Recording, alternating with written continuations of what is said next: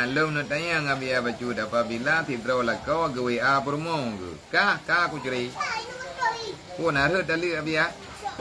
Ha negala. Nyo ko nyo buno lom pegah yang long yo bagi 3 ge tepo. Nyo pertanyaannya kali phone buno. Nyo kai tamang lau. Kali aku jawab 3 buno nyo kali ge ta jawab. Pertanyaan third. Now rương tanyang nyompa nyo kag tanyang lom nyo end minute nyo end jam dari posi ku rương buno ke jam posi belah kal hege pertanyaan.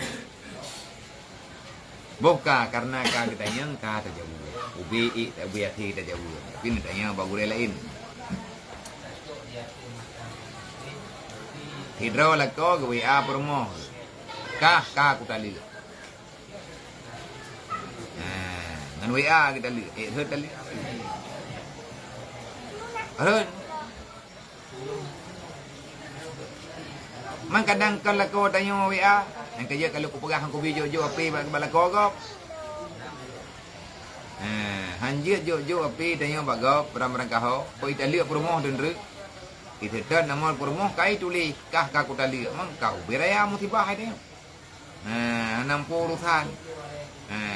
Cuma menyatakan di bit lah kau melalui telefon ni lah kau ataupun melalui WA. Tetapi menyatakan wate entre tadang yang bala kau ipegah hanai WA ataupun ipegah le promo yan bayi baca putra bayi baca WA yang wajib kait lek le kau ili ju WA nyan idang dalam dawa dawi ke nyan perlu untuk kejelasan dan tindak lanjut. Untuk membenarkan isi WA adalah kepastian WA.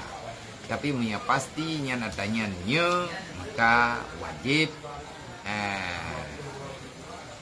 mengakui yang bawahnya tali menjamun kekun tali dengan surat. Tali dengan surat tidak orang kirim surat ke promo kayaknya dalam rantau kirim surat ke promo. Sebab untuk tali ada payah ya dang lakau ai samping promo.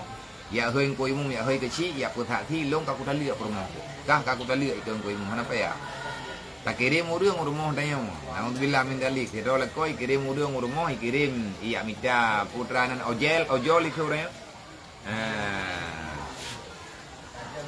iya minta putranan ni RBT online ya pegang apa promo lejong kongko ha ya iya awak grab you ja rumah ji yo alamat ngampa ya pegah promo ka pegah dah promo long dekat rumah long yang pa alamat dekat rumah long ente ka pegah rumah long ka kudali ka pegah dah mana ni long ji ka kudali alai i pegah de lekau nya na pelai ya penumpang gua na payah tadi insyaallah taala hut kali